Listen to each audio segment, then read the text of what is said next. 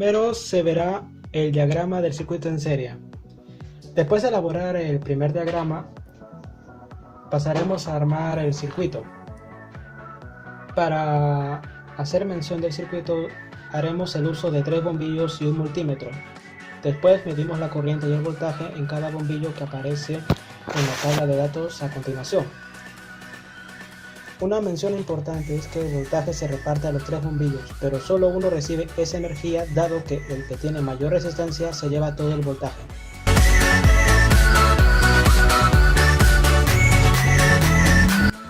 En caso del paralelo, el diagrama es diferente. Cada resistencia recibe el mismo voltaje de la batería, a diferencia del circuito en serie. Es por eso que estos bombillos prenden todos a la vez.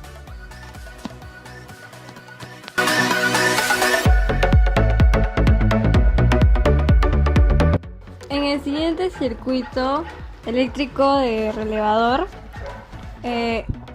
la principal función del relevador es proteger a los interruptores de las grandes cantidades de corriente que produce el foco.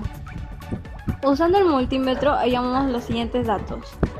De 86 a tierra, la corriente es 0.156 amperios y de 87 al foco es de 0.159 amperios.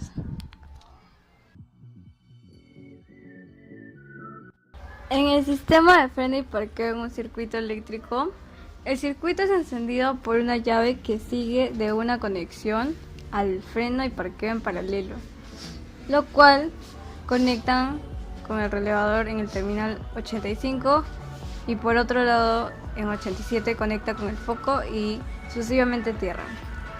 Usando el multímetro hallamos los siguientes datos experimentales. De 86 a la fuente 0.147 amperios y de 87 salida al foco 1.884 amperios.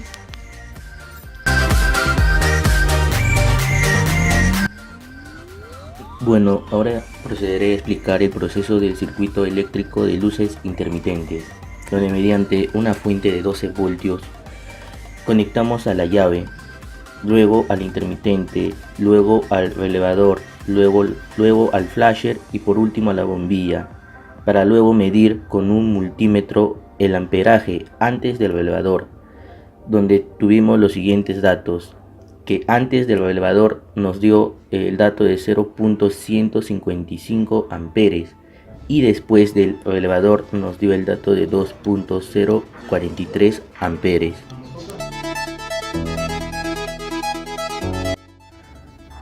Bueno, a continuación explicaré el proceso eléctrico de dos tipos de luces, alta y baja, donde mediante una fuente de 12 voltios llevamos a la llave, luego a 3 posiciones, apagado, medio y alto, para luego llevar a 2 relevadores, uno alto y uno bajo, y así conectar al foco, donde mediante un multímetro hicimos las siguientes mediciones. Cuando el relevador es alto, antes es de 0.152 amperes y después de 1.840 amperes. Y luego del relevador bajo, donde antes fue de 0.176 amperes y después de 0.454 amperes.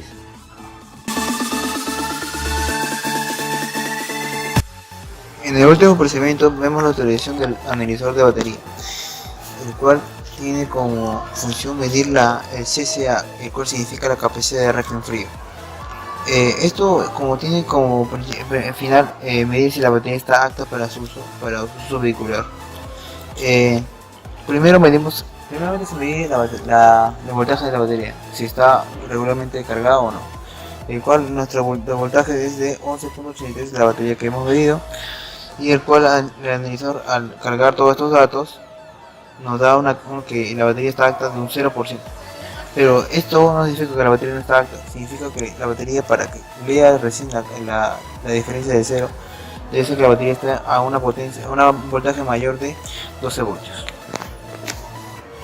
La batería puede ser medida con un cargador de batería, el cual se puede apreciar un modelo que es el Bosch W200S.